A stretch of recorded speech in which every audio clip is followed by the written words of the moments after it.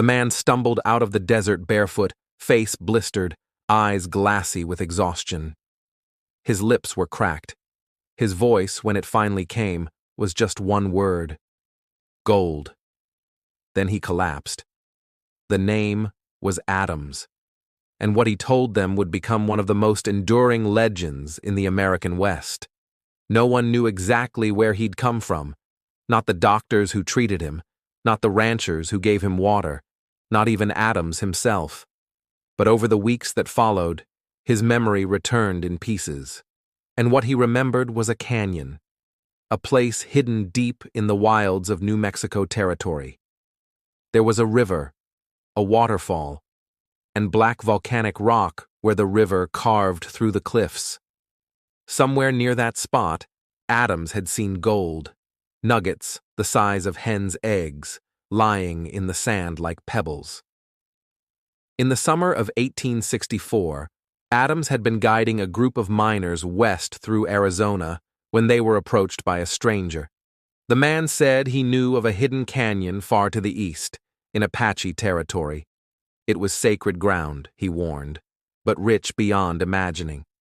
Adams, desperate for a payday, agreed to go. The group followed the stranger for days, then weeks, deep into the mountains.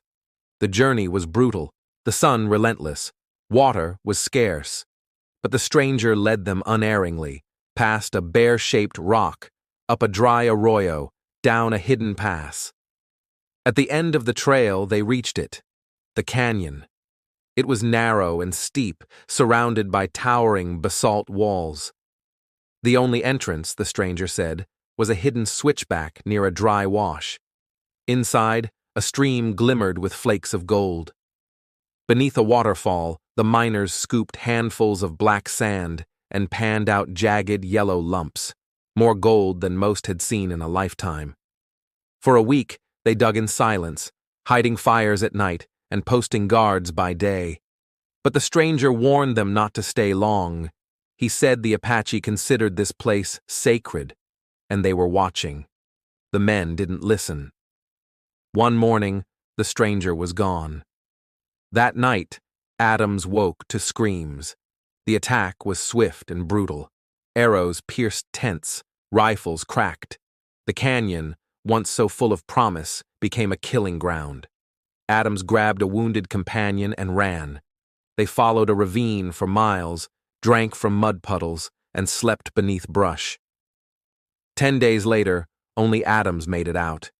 He tried to go back, again and again, but he never found the canyon.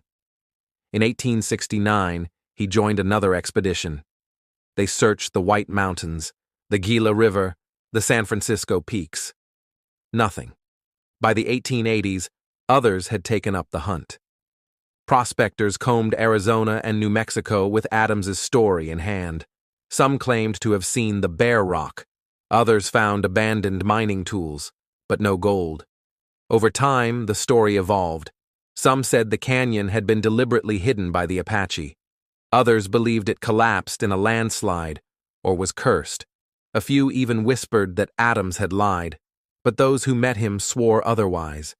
They said he never chased another mine, never claimed another strike. He died in 1889, penniless, but still insisting it was real.